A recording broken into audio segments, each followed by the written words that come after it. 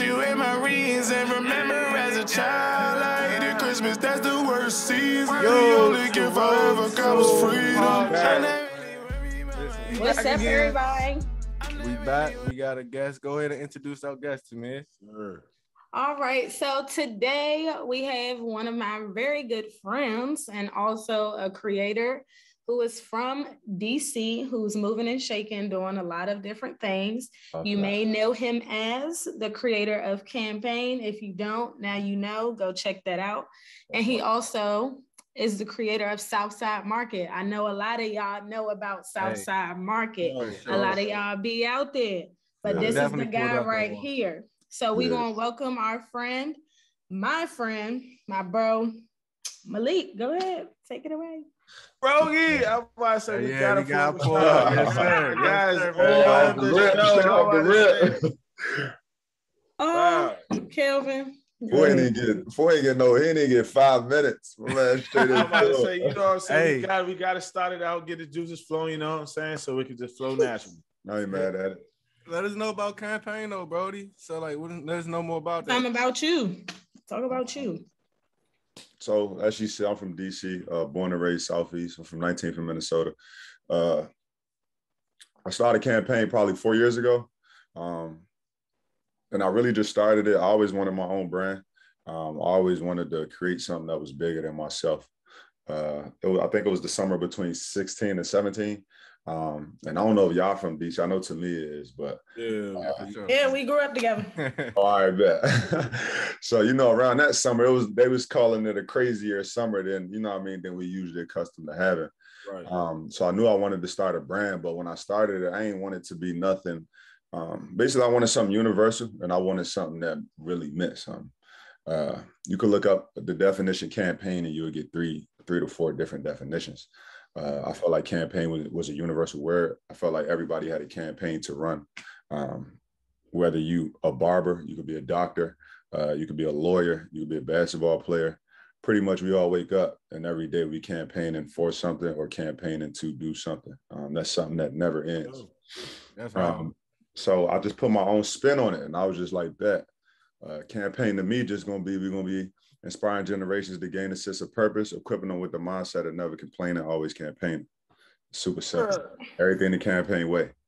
Got the slogan ready right there. I want to say slogan smooth right at you like a fast. It's different when you really live it, bro. Like, and they really mean that. You know what I mean? Like and just me, even how I'm trying to set my life up, it's just all about a campaign. Like you just use one thing to campaign you to the next. Right. You know what I mean? To that runner's course. So I started out the trunk, really pulling up.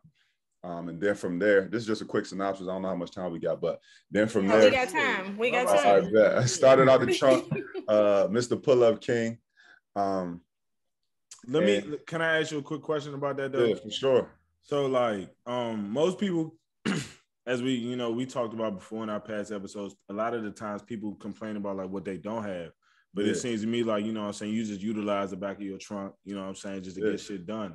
Like, what is your mindset somewhat, like, how did you develop that, you know? I grew up under a lot of hustlers, like just in my lifetime, from my dad to my uncle, even to my mother, like, you know what I mean? The hustle was not foreign to me. Right. I had plenty of businesses, like just even as a youngin', like whether it was I was cutting the grass, I was 13, had my own carpet cleaning business that my uncle gave to me. And my other uncle, who was like 19, would literally just drive us around to the different cribs, and we would like schedule our own stuff. So I just feel like the hustler spirit was always in me. And I don't know, it was just one of the things where it's like, bro, you just gotta do what you gotta do, bro. Like everybody don't have something. Right. And to me, it was just like, no matter where you start, bro, no matter where you finish, like no matter how you start, it's like you always in the same place in life. And that's either I'm doing better than this dude who I started and he ain't start yet, but I'm probably doing a little bit worse than that dude who he done started and he done took off. Right. So, you know what I mean? With that, I just had this vision, and I'm not the job type of dude. Like you know what I mean? I always wanted to have my own thing. I couldn't do a job. I found out all that summer youth employment. Like, you know what I mean? Like, I say everybody was at SYEP. SYEP give you the worst jobs, Mo. Ever, bro. I don't know how the fuck I ended up working at AutoZone, young. Yeah, bro. Like they put you at AutoZone for SYEP? On my soul. AutoZone right there on South Capitol Street. All crackheads. Bro, they threw me at Ally Barton, bro. I'm at the front desk, like for security, I'm sleep. Like, you know what I mean? They like, I'm just there to get my $300. Like, you know what I mean? To call that get my little 327. You know what I mean? So I figured that out real early. And I was just like, man, this is just gonna work. And this is just really what I gotta do. I was back home from school. It wasn't given. Like, I was living with my father. It wasn't given, I got you no more. It was like, yeah, my nigga, it's time to get to it. So man, I can relate, shorty, man. When I came home, I'm thinking I'm about to save money when I move with my father. This nigga awesome, like, yeah, you gotta pay for this. Oh yeah, groceries too. And you know what I'm saying? You might got thrown for the lot. I'm like, damn, nigga. Yeah, bro. It's like I just got home, food. Damn, give me some time, you know what I'm saying? Like, but I think though, honestly, that really is prevalent right now because, you know, a lot of people want to be entrepreneurs. Yeah. And like, I don't encourage everybody to be one. Like, how do you feel about that? Because I feel like the understanding that you had early that you wasn't, you know, necessarily like you didn't want to take that to route. Work for nobody. Yeah, you know, like you go ahead, D. I was gonna say not only that, he already had pretty much experience with his own company at 13 when he just said he was having a carpet cleaner company. So right there, like, you think that set you apart too? Yeah, I definitely think that set me apart in just my upbringing. Like me saying earlier, like I just came up under a bunch of hustlers. And even under all the hustlers I came up, there's still people in my family that had jobs. I just knew that wasn't for me. And to answer his question, I don't feel like it's for everybody. And it's not, because you got some people who love their 9 to 5, and there's nothing wrong with that. They love that. Absolutely, man. Say it again, bro. And I love that they love that 9 to 5 because they spending that 9 to 5 government check on me, and it's a cycle. So, like, you know what I mean? I love that y'all love y'all 9 to 5. Like, it's just, but I do think it's something that everybody will probably try at some point. And sometimes you just gotta, no matter how much somebody tell you, sometimes you just gotta walk that path to realize either this is for you or it's not for you. And it, you know what I mean? I feel like just choose your heart. Like, you know what I mean? You can have a 9 to 5 and trying to get that promotion could be very, very, very hard, or trying to get that pay raise could be very, very hard. I feel like it's the same on this side. It's just a different battle. That is, hey, you got a good point. Cause like once you is in a company getting that promotion, you fighting with, like, you gotta think, you got old niggas that's been in that same position trying to get that promotion with you. So it get like real difficult with that. So that's different. That's a different perspective on that. And then I was gonna say too, though, like you said though, even giving it a try, the entrepreneurship, like if it don't work out, fool, it's hella jobs out here. A 9 to 5 won't be there. You know what I'm saying? So it's not like you can't try, but you just gotta know what's for you type shit. I feel like it's really, I just feel like, bro, it's really just all about your goals and like what you're trying to get. Absolutely. That's what I was gonna say. Like, if you want to be a nigga with money, like you probably gonna be like, all right, this shit too slow. I need to go get a 9 to 5 because I need 100K a year. I'm not trying to wait. Like when I was starting my stuff up, some of my homies was firemen. Like someone was trying to get their degrees to be like lawyers. Someone was still hooping, going overseas. Yeah. Like, you know what I mean? I pretty much came home. It was, I ain't gonna say broke, but it was like, for me seeing that, I'm looking at these niggas like, damn, they fucking up every week. Like, you know what I mean? Like, it's looking lit. Am I making the right decision? Like, yeah, bro. Like, it's looking sweet for them. But you know what I mean? My plan was it just wasn't my time, bro. And my plan is what got me to here right now. Like, you know, they could probably look at me now and say the table just a little bit turned, like depending on what we talking about. So I just feel like it's really on what a person want out of life and what you're trying to establish and set up, whether that be for you, for your family, for the family that you're not going to meet. Like, I feel like there's so many factors that go into that. So like I was going to say too, so with that, how have you, like, you know, started this new journey with Soufside Market? Because I think that's really, really dope. And that's like, salute to you for that. Yeah, I'm about to say shout out to that, Jay, because I went one time. My best friend, shout out to Luz Bonds, my best friend. She be out there and shit. Yeah. So I definitely came out there when I was home one time, supported that.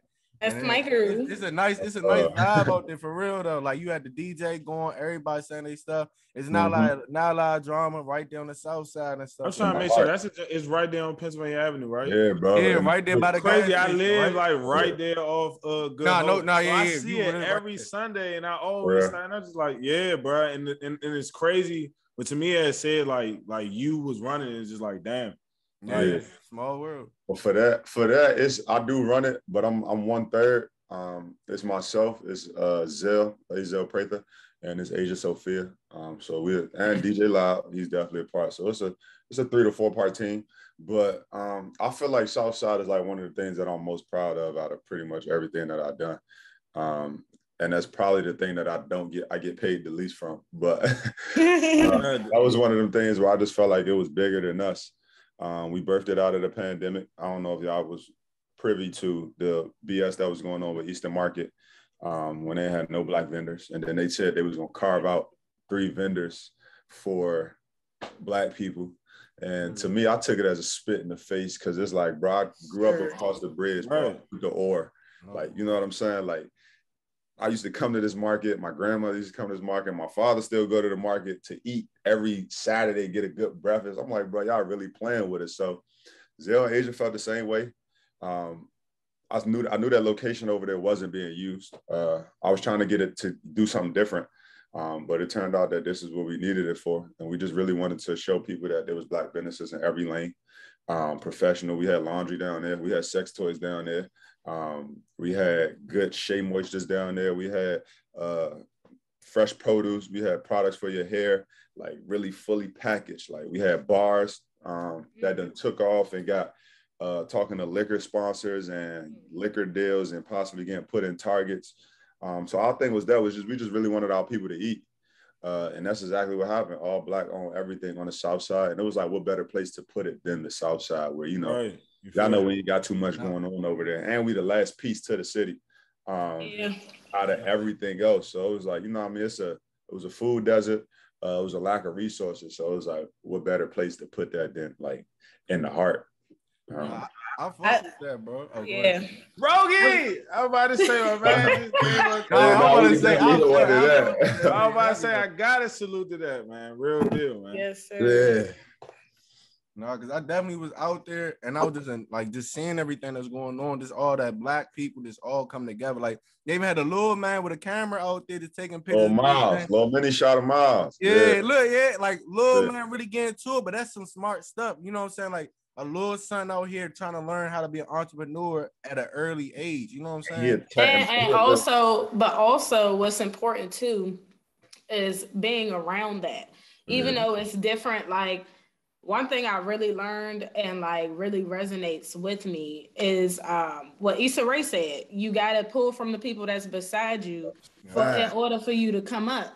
And I just think that that's really good, especially having the youth involved because they need to see that. And that kind of was leading kind of to my next question a little bit. It's still about Soufside Market, but so like, where do you necessarily see like Soufside going? Because I think what's really important right now too is like reclaiming our city, you know? Absolutely. Yeah. On a grander, I'm gonna give you the smaller scale and the grander scale. The grander scale, if I could have it in the perfect world, we would add another market. We would still call it Soufside Market. We would add another market in a different sector of the city, or probably like Maryland. We'll have a Soufside Market in Atlanta. We'll have a Soufside Market in all basically like the projects that's on the South.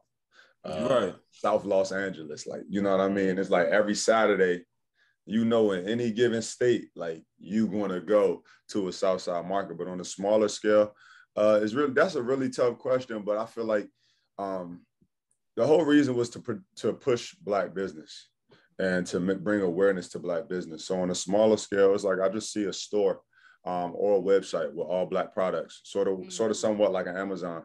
And we give people the power to still purchase products because it's ran through the summer for the vibe, the spring and the summer for the vibe, and then we shut down because it get too cold. So after that, I feel like We just have a website or we have a store, and it'll be all Black products in there, something similar. Well, hey, for the fall, shoot, you could get a space, like, and that's what everybody keeps saying, and it's people keep saying we should get a space for the fall, and that is something that we looking into, but we just want to make sure we do it right. We don't want to, because we big on making sure that people eat when they come to the market, like every Black businesses eat, especially when they telling us that they making more than they making in a check, like here on a Saturday. Like we never we want to keep that standard. And even if you don't, we still just want to keep the money flowing. But I feel like on a smaller scale, what you just said, along with the website, those are the two routes that we discussing right now in order to continue it, because they don't be wanting it to stop. They're like, well, won't y'all do it? Won't you? But it's like, it's so many, it's a lot of parts to it that I think for sure. It's some stuff we got to figure out. But on a smaller scale, I think it's leading along the lines of what you just said, and like a website or like a Southside store. Because the Southside, Main Street, Pennsylvania has reached out to us and want to sit down and try to figure out how to continue this. And if they got the money, not necessarily for us, but for us to just put certain people in positions and you know what I mean, that come with a cost and stuff like that to cover that, then shit, why not? I really think what's interesting the most is that, like, you know, like the main thing that you said when you was trying to do something like that's bigger than you. Yeah. And I feel like now we're in a time where everything is so like selfish. Like, I feel like this is a me time, you know what I'm saying? Like, because like I ain't gonna lie, y'all, I'm on some burnt shit, but I've been watching Wu-Tang real live. Like Wu-Tang, that's my shit. But now Wu-Tang for real, like the shit like really bring, like it's really all about like niggas like really just coming together. Like what you can do, you know what I'm saying, is real life bigger than you. Yeah. It's like a lot of people don't realize that, you know. And it's not about you. You know what I'm saying? Yeah. Like it's not about you. And that opens the floor up for another hot topic, I guess, in terms of just DC in general. But go ahead. Before we go, because I really like G shit, that Soufside Market is probably, when I went there, I was just happy because me growing up on the South Side, you just seeing all these Black people come together, no drama, everybody so friendly. Everybody just wanted to see. Bro, and they could not believe it, bro. The first year we did it with the pandemic, bro, it started with the police. They just pull up and sit there. Then it started from them getting out to them just walking down there. Then it's just me like, hey, bro, y'all could come tap in with us, bro. Like, I promise you ain't nothing gonna go on out here. Like, it's not even trying to be on no, like we like that. But it's just like, bro, we too tapped in. But it ain't that. You know what I mean? It's like y'all bringing a whole different like energy like to the area. Yeah, bro. Like, it was dudes older than me, some that knew me, some that didn't. Like, man, I'm so happy to see this, bro. I'm 50, I'm 40, never seen nothing like this. And it's like we really in the middle of so many different hoods. Like, pick a direction and you 5 minutes from a hood, whether that's the Gardens, whether that's Big 3-0, it could be 19th, it could be 28th, it could be 34th and Du Bois. Like, you know what I mean? Like it could be in, like, bro, just pick a direction, bro. Shit. Like, you ain't welling. And like 5 to 10 minutes. You chopper, like, just pick and you there. And it's like nothing happened. And it's like y'all really right there in the prime doing all that. And that's why that's why I'm just emphasizing, because in DC, all we hear about is like the bad things, especially Southside. You'll never hear no good shit about Southside. Right here, you see motherfucking like a beautiful thing right here. Everything that people wish happening is happening right in the Southside. Yeah. Motherfucking Black and that's why everybody need to tap in and give my boy a space. All right. So we could keep this going. But I think a good question too is like, especially if you're from DC, is like just talk about, because you're a creator in this space, just talk about how that, like your perspective on that, because like DC is notorious for like having some hating ass niggas in the creative space. So everybody, because I swear every few months or so, I will see it be a topic of conversation on Twitter. Yeah, the DMV Instagram. Don't support each other. Yeah, like the DMV don't support each other. Why the DMV is so creative? Why don't we never have nobody pop? Don't have nobody blow? Because we're trying to get you to blow. Okay. Yeah. I feel like it. I appreciate that, and I feel like it. To be honest, I feel like it is a lot of that. I'm not even gonna lie. I feel like I faced a lot of it, but I just feel like depending on who you are, it's really only so much that they can do. Right. Like DC real cliquish too. Like it's almost like, you know what I mean? We ain't rocking with us. If you're not rocking with us, or it's like if you want to come up and we tap in with you and you don't necessarily bow or you don't necessarily kiss the ass how we feel you should, or because we feel like we that, it's almost like, you know what I mean, we're gonna throw you shade. Or we're not gonna support you. But I felt like I came into a lot of that. But to be honest, I really just kept going. It was only so much you could do. Like, you know what I mean? It's just I was a different type of top then. I was really from the city. I was really from Southeast. I went to Spingarn. I played basketball. Everybody knew who I was, like on a city level. You had to really be from the city, no Spingarn too. Yeah, I'm about to say Spingarn don't even. That's all to say. Yeah, that shit was closed down when I graduated. By the time it was closed. Yeah, it was. I was the last class to lead that jump. They closed it down. I got luck. That's how you could weasel a Maryland nigga out fast and easy, fool. But I definitely feel like we definitely do got a lot of creators. But even with you, it's just about like I feel like the city really picking that one. Just like in any lane, it could be rap, it could be the lane that I'm in, it could be this lane, and us just pushing that until it's time to pick another. And then hopefully the one that we chose or the chosen one that we picked from that lane will have enough sense to grab and pull, like the famous reference is Atlanta. But it's crazy. They so famous for the reference because that's really what they do. You literally see the formula from rap on through. We have a chosen. Listen, I live out here. The BET Awards cipher. Yeah, just was talking about just the Atlanta scene. Yeah. Period. Like Atlanta, like people try to talk down on Atlanta, but the one thing about them black people down there, they support you. They support each other, and community is what this is about, and that's why we have fucking damn near lost our city. Yeah. And this is why this type of work. What's going on now is like a depiction of why we lost our city, bro. We don't put our dollars back into each other. We don't support each other. We don't pull each other up. Everything is a competition. It's just how we move as a people, bro. It's easy to infiltrate or it's easy to divide. You know what I mean? And it's easy for us not to have shit because we can't come together and build shit. Like, I feel like it was half and half for me. I felt like I faced that, but I also did get support. But it's definitely more support that can be given and more support that you always could use to continue to propel, especially if I feel like if you got somebody doing it the right way. You know what I mean? But Rogaine is that, man. Yeah, we could definitely do that. I ain't gonna tell you. It's nothing but gems a day, man. Yeah, I honestly, like, you know what I mean? I honestly always felt like in my heart I'd be one of them ones. So I don't feel like it's really too much nobody can do to stop that. I mean, whether I take the stairs or whether I take the elevator, I feel like I'm gonna get there. So. Nah, you hit a good point where like people take their money and we don't never give it back to our community. We don't never give it back to our people. We so quick to kind of. Are they snatching our shit up like this? Yeah, literally. Because niggas would have never thought the Wendy's would be gone, but guess what? Hey, Slim, that hurt my soul because I went to. Oh yeah, the joint right there by the that was y'all trap spot. You feel me? That joint right there. They took that to Smile. Tragic, man. Tragic. I'm saying this don't take the 7-Eleven away. I used to still. I ain't gonna incriminate myself. All that shit. Don't take nothing else away. Yeah, okay. But y'all, like, I noticed it early though, like real shit. Like my mother, I lived uptown growing up. I ain't moved to the South Side so like after I graduated college. But like uptown, my mother used to go to the Ward 4 meetings, right? Yeah. And she always come back home and tell me, man, we ain't gonna never get nothing done here because I'm the only black person in there. And I live in this community, right? And it's like, the only people who was going to the council meetings was the white people. You know what I mean? And it's like, or the 8 or whatever the case. It was everybody else. It wasn't us. You know what I'm saying? It just wasn't us.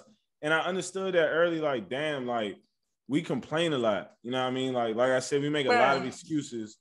And obviously, don't get me wrong. I'm not trying to say black people don't work hard. And the whole killers, the move-in has been so fucking slow. Yeah. And the thing that pisses me off about it is that we have had time to catch up. Yeah. Because I remember the first fucking time I realized, like, this was before they was even calling it gentrification, my nigga. Like, right. I'm in fucking Trinidad. I'm 11, so I'm 23. Yeah. This is over 10 years ago. I'm in Trinidad, white girl sitting outside on the back porch just with her MacBook, no gate, no nothing, just out that joint. And me and my mom was like, I will never forget that, because me and my mom was like, like nah, and then you out here just sitting there with a Mac. But and even to this day, like I remember my mother got into it with a biker before there was even motherfucking bike lanes. Okay. Like now they got bike lights now. Like it's a real light. Bike lights. Bike lights, bike lanes. Bike lanes, bike lights. Oh, no. Wait, bike lights. When they do that? Like yeah, you know bro, how you got bike lights, bro. Like it's real life, right? It's changed before the cars changed, bro. And then like DC, I know DC is really too far gone, because literally 2 days ago I was on Montana and it was a group of white women walking, just giggling and laughing. Oh, I'm like, it's nothing to even do around here. Crazy. I ain't gonna lie to you, bro, because like right there, right, my grandmother, right there on the corner there, whatever the case is, I see, and you'll see, you know what type people coming down type shit. The moment I seen like, you know what I'm saying, white person with a dog, I'm like, oh, Southside changing. And it's not, it's not even like, it's not even like more. So they is removing a lot of stuff. They took the Morris. That shit crushed my soul. It's just, it's definitely like different though. But it's just like, I don't want people to get it twisted, bro. Like we're not saying that we don't want our city to grow or we don't want to see. Oh no, for sure. Our city, but don't push us out. Want to be in our city, because 30, 20 years ago, bro, it was not cool to be in DC. Bro. Not cool at all. No. It was like you were cool. It was cool and more. You had it looked better to be in Maryland than it did to be in DC. If you said you was from the city, it was you look down upon, yeah, bro. Like, but now it's that part. So it's like we just don't want to leave. But also that's because of what was going on here. We got to give credence to the fact that this was the murder capital, and this is why I think that this conversation is very important to have and to spotlight these types of things, because this is exactly why they want to push us out and you know, shut us out and move us out the city, because they think all niggas do is bring riffraff and bring the trouble, bring the drama. Yeah. But it's just like what people need to realize specifically, like this episode is for you if you from the city. But like, because like if you understand growing up in the city, then like you understand where I'm coming from. But I just think that what we're learning from not only Malik, but also other people who are moving and shaking and doing positive things, because Zell also has a lot going on. He does a podcast with my cousin Brittany. So that's your cousin? Yes.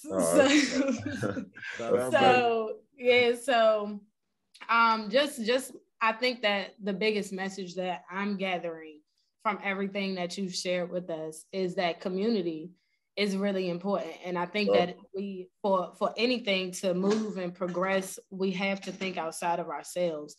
And it's just like, we want to talk about, oh, we not our ancestors. Our ancestors wasn't thinking about just them. Right. Like, there's no way they could. Yeah.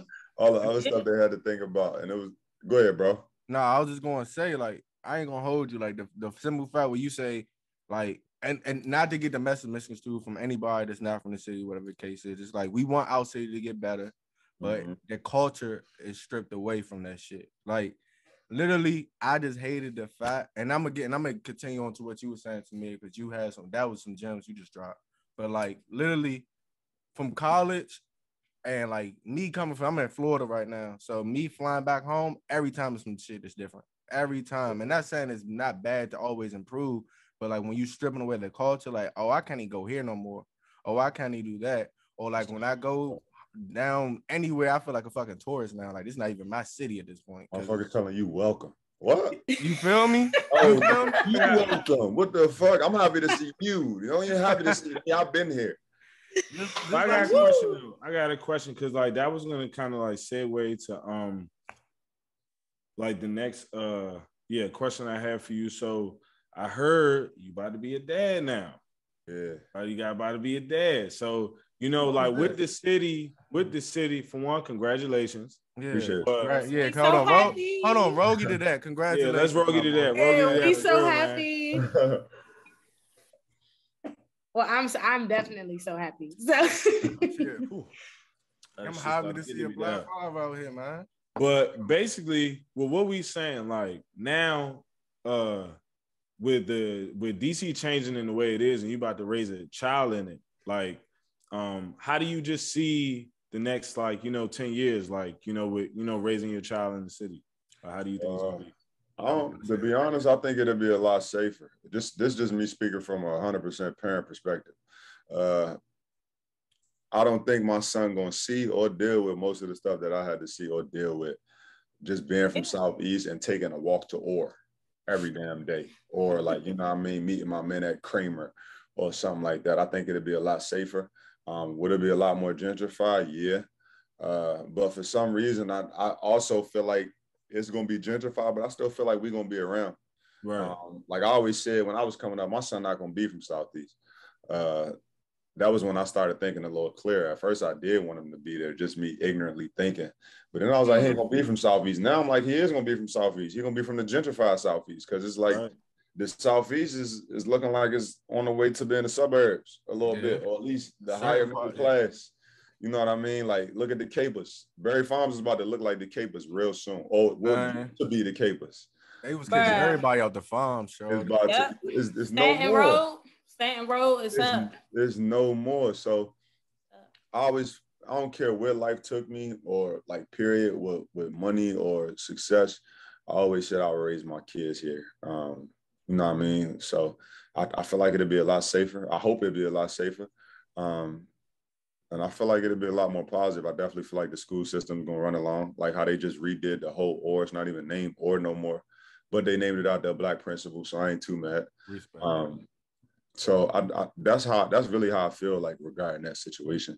And I do want to raise my kids in DC. I didn't want to move to Maryland to have to raise my family, because I'm in fear of my life or my kids over success that I'm having. You know what I mean? Or what people might think I have or do have or don't have.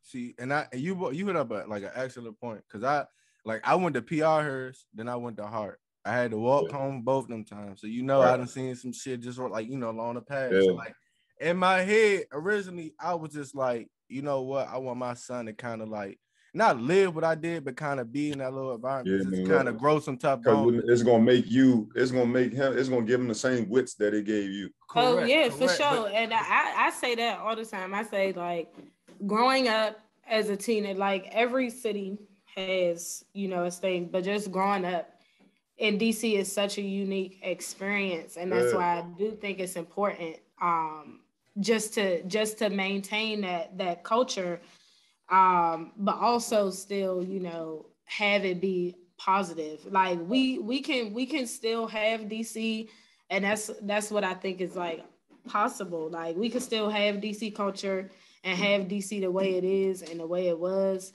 but still just in a better way.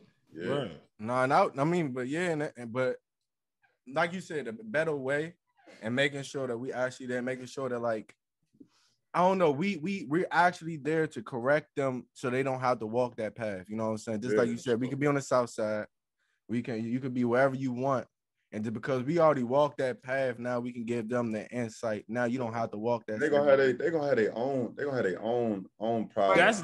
That's what I was about to say. I feel like because I agree, obviously I'm not a parent yet, but like at first I was thinking, man, I want my son to be a little bit tough, because it made me tough. Like the shit I went through made me tough.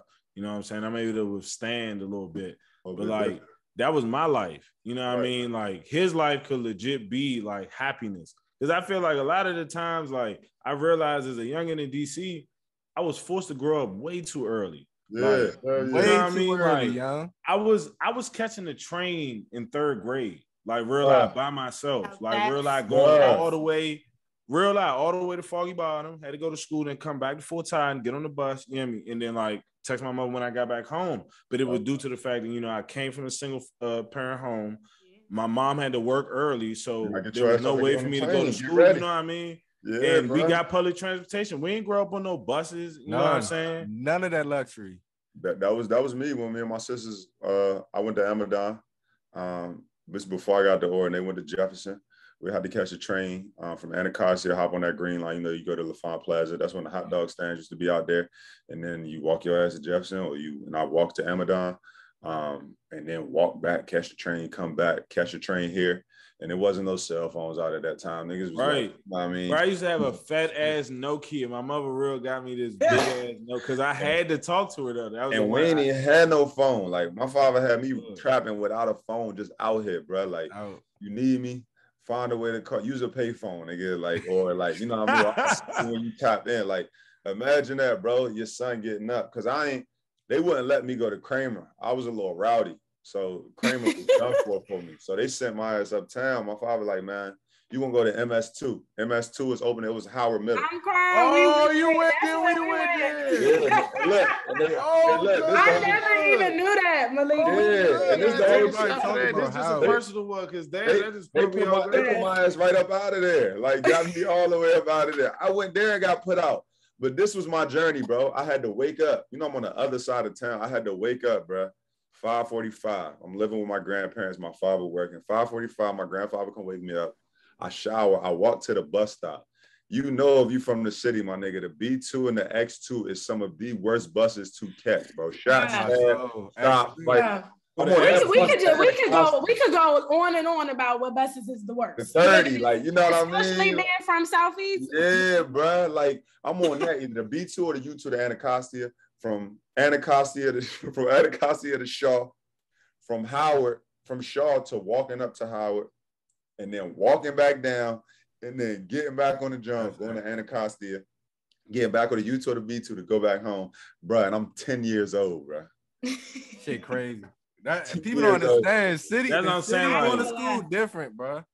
It's different, and I did want my son to have that, but you know, my mother kicked me some game one time. She was like, man, your father's like, our parents grew up in the 80s, bro. A way different era than what we grew up in.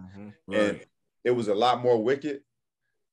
And look at us. We didn't necessarily face the 80s times, but it was still rough and rowdy around our time. So it was like, well, our kids, they're gonna have their own path, they're gonna have their own. Yeah, that's what I'm saying. No matter how good the city is, that's just a part of the city life. So it's like my son gonna go through that, bro. And it's in us, bro. So it ain't giving our kids not gonna have work, not gonna be smart, not gonna be a little bit gritty, tough. Like, you know what I mean? That's just some of the shit that come with being from where we from. And that's how period. And my whole family from Southeast, so it ain't giving that. Yeah, G shit. Cause that's what I'm about to say. Like my motherfucking uncle's son, my nephew have a little attitude, or even with me. I had a little man, go to his little chest or something. Like, yeah, bro. Like you gonna show them that love, because the thing is, you don't never want them to go through what you went through. You want to make sure you get them love. And I can't. Yeah, I want you to be better, but you ain't gonna be no soft nigga out here. You ain't gonna be dumb out here. So like, ain't gonna be green, ain't gonna be sweet. Like they gonna get all that, bro. Trust me. Like between us and some of the shit that they gonna face that we can't protect them from, you know what I mean, or just like shit that you growing up that's happening in the city, bro, that's gonna happen for they gonna get that. Like now that I'm here. Yeah. I mean, some shit just come with that. And it's just like what I think is important is giving rise to just like what we gotta say, pretty much. It's just like we grew up in the shit, we seen the shit. We know that shit was trauma. And it's just like, nobody's saying that we don't want it to get better at all. But it's just like, we did this though. We want the culture, but we want the culture. And like, that's what I'm not fucking with. I'm not fucking with the erasure of just DC culture, because DC culture is Black culture, period. That's it, bro. A lot of people don't. Like historically, yes. Before DC was DC, yes, it was white motherfuckers running around. Yeah, it was white people running around, but they didn't want DC no more. They didn't want DC no more. They threw it away. DC damn sure wasn't at no 48% Black around that time. The numbers was way. We 48%. They threw DC. Listen, they threw DC away.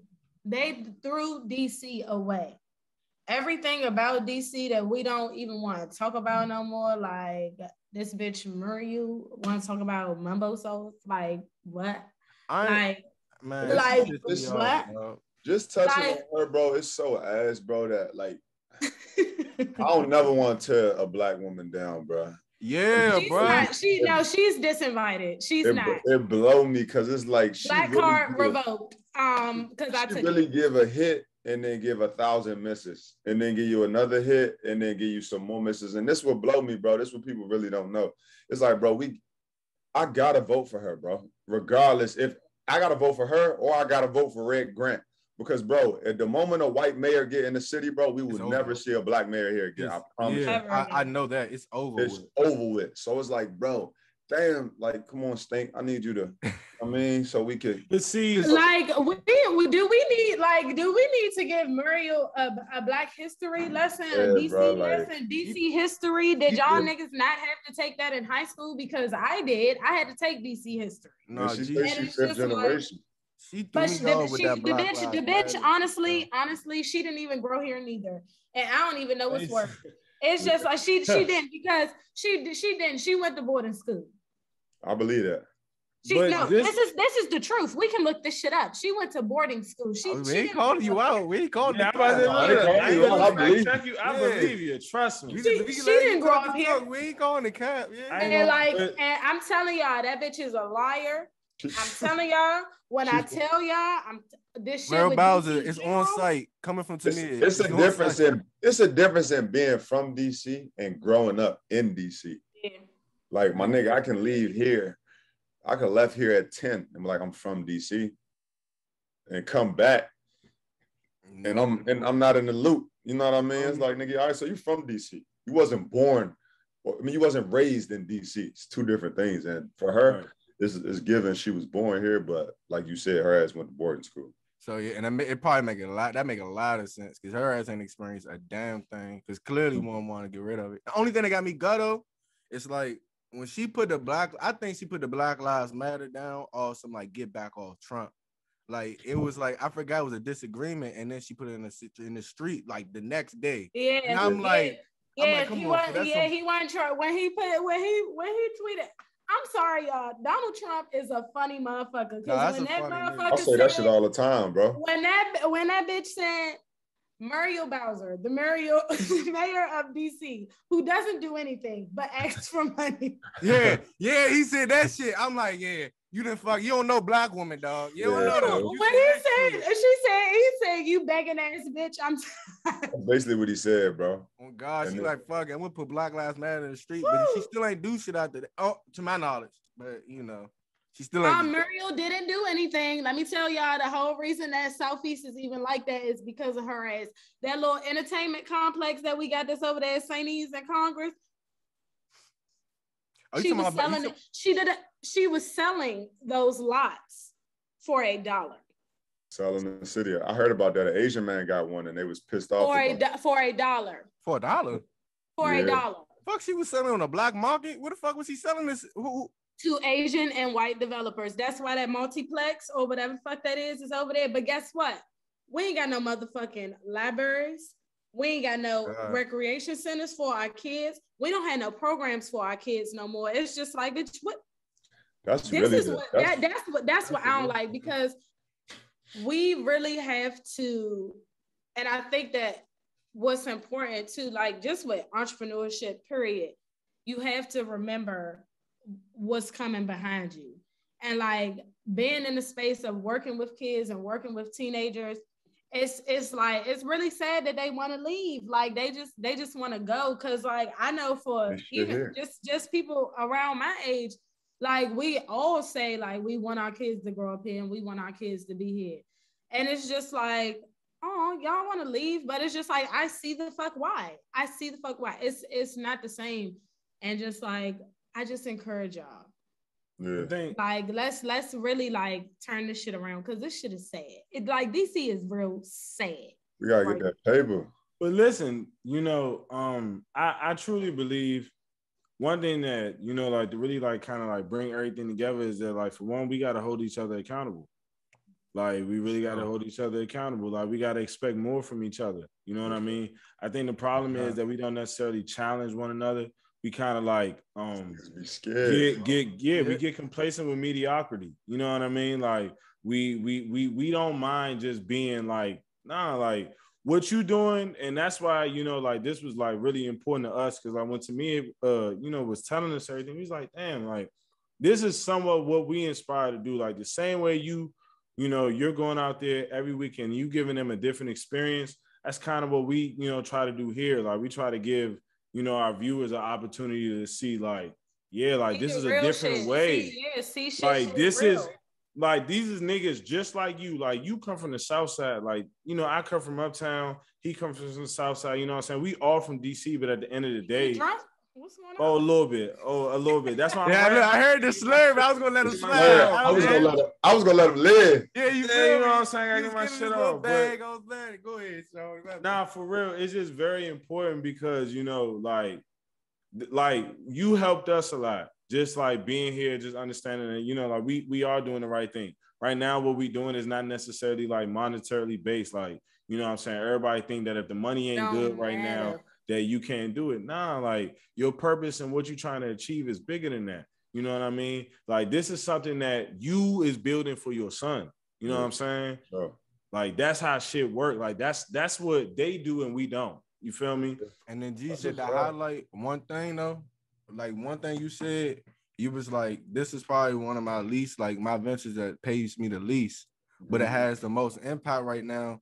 I would say like, and then like as far as just like people, like he said, can look at this revolutionary, and then even looking at the fact that you said, you know what, the market, Eastern market disrespecting me right now. They ain't trying to let my people out there. Let me do something productive. You know what I'm saying? Like anybody could have retaliated in a negative way. And start fucking up shit, complain, boycott, riot. This nigga made his own way. Yeah, we love to complain. Make your own way and get out your own way. And that's what people don't be understanding though, bro. Everybody want to complain. Everybody want, oh, let's protest. I mean, granted, some protests needed, but something. I ain't trying to talk no smoke with nobody. I heard that. But some things though, like you said, take a little more than just complaining, bro. Correct. And that's why the slogan is never complaining, always campaigning. Sincerely. Tell ya. Yeah, drop that shit. Hell yeah. Yes, sir. Yes, sir. That's the perfect segue right there. But before we end, let's just like, I just want to know like what's next for Malik? What's next for campaign? So we can let the people know what's going on. So we can get on board too. We can get on board too. Real deal. Like next is we're gonna figure out what we're gonna do with Soufside Market. This is the immediate next. We're gonna figure out how we're gonna continue to do Soufside Market. And when we figure that out, of course, we'll let y'all, we'll let the public know. Next for campaign is a store. I feel like it's that time. I done did the trunk, from the trunk to the festivals and the pop-ups, from that to Shoe City. You know what I mean? I done did all of that. So I feel like now it's like it's time to take it up another notch. And with a store and with somewhat like a safe haven and just like a hub for Southeast. I say it over and over again, if I can't put a store in Southeast, I'm not gonna put a store nowhere. We have nowhere to shop on the South Side at all, period. We got to go to Virginia, or we got to go to a Maryland mall. There's no dope ass clothing stores or brand, or like, you know what I mean? People that's really black in the community. Yeah, that's black. That's really pouring in and giving. So next is for me is just the store. Continue to try to run my campaign until we get to the store. Hopefully we tap in for the spring. It has something that we could either open in the spring or open in the summer. And then we just keep building from there. And I just keep adding on the pieces, man. Sincerely, it's some more stuff, but some stuff you just rather like, you know what I mean? Everybody. Yeah, now I say you ain't gotta give us the full jump. Yeah. We get it. We but know. That's definitely the for what I can tell y'all right now, and that's the what's next. And just continue to run the Duckers up, man. Because if there's one thing I'm learning, all of this result to just the almighty dollar. And really trying to see some change, or the pen and pad, and just knowing them paper pushes. So we're just going to continue to put the work in, continue to campaign. But a store is definitely next for campaign, and myself, and for us to just take what we're doing to a whole new level on every. I'm going to be in line to get myself some sweats. That's love. Yeah. Y'all, Malik know how much I talk about these fucking sweats. if y'all need some good sweats, I'm trying to tell y'all. Closet. Let them know where to follow you, bro. Let them know that. No worry, it's gonna be in a link. We're gonna put it on here too, but just That's a bet. You can type in with me at Malik Sneed, LeekSneed. That's my personal page. You can follow me at Campaign the Brand, quote Soufside Market. But really, Malik Sneed is everything is there. All my business is there. All my ventures is there. All my next moves. That's my biggest platform. Yes, sir. That's where I'm posting everything that happened, everything that go on, from my website to my moves to campaignway.com. Oh, 9 yards. Yes, sir. Sure, man. No, this is great. This is great. Awesome. Awesome. Man. I appreciate y'all. I appreciate all y'all. Tamir, Kelvin, Diamante, man. This is lit. Hey, I appreciate you, Brody. Yeah, I'm very grateful to have had this discourse with you and this conversation and really give you the shine you deserve. The job, he just told y'all he been working. And it's just like I don't know nobody that's moving and shaking. And I'm blessed to know you for real. I'm blessed to know you too. And be able to witness like everything that you're doing. Cause remember this, y'all. Yeah. So just thank you and congratulations because I'm so happy. Yeah, for real. Congrats again. And take us out with a shot. Yes. Wait, before that, let this guy give a shot again. I want personally thank you, cause G shit in Southside, I ain't never see something like that. Good looking, bro. Real life, fool. You don't see that. And shout out to that DJ. He got me hip to rain on me, but that's silly. DJ Live. He didn't get me hip to that. I ain't gonna hold you. I'm gonna go finish my job. Finish up for the day, man. It's deep. It's stacks, man. ET. Leak. Hey, we out, bro. Yes, sir. Remember as a child, I hated Christmas. That's the worst season. The only gift I ever got was freedom. I'm not really worried about my